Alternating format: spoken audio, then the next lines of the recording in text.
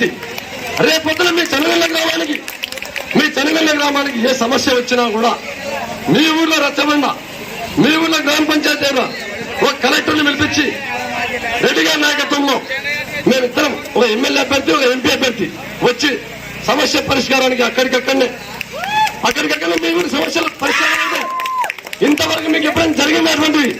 ఈ గ్రామానికి ఎప్పుడైనా అటువంటిది వచ్చిందా?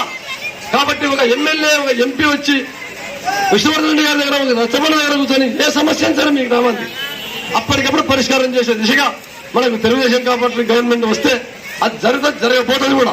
కాబట్టి మీరు దయచేసి ప్రలోభాలకు లోపొద్దండి. ఆ వైఎస్ఆర్సీపీ వాళ్ళు ఇచ్చే డబ్బులు, ఆ డబ్బులు తీసుకోండి మీరు బ్రహ్మాండంగా.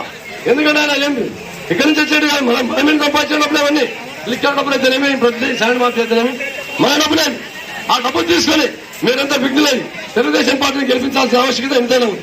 ఇంకో విషయం, మీ ఊరి విషయానికి వస్తే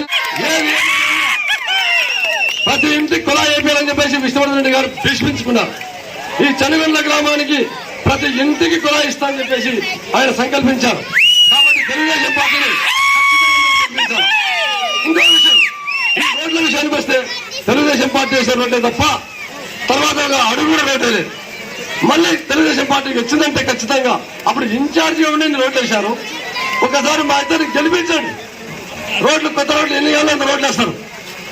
అదే కాదు ప్లాట్ల విషయం కూడా ఏం చేశారు వైఎస్ఆర్ గవర్నమెంట్ లో? ఒక సెంటయా, ఆ సెంటు వాస్తవంగా మీరు బాగా ఆలోచించండి సోదరులారా. నేను కూడా ఒక రైతు కుటుంబమే, మా ఇల్లు కూడా చాలా చిన్నదే.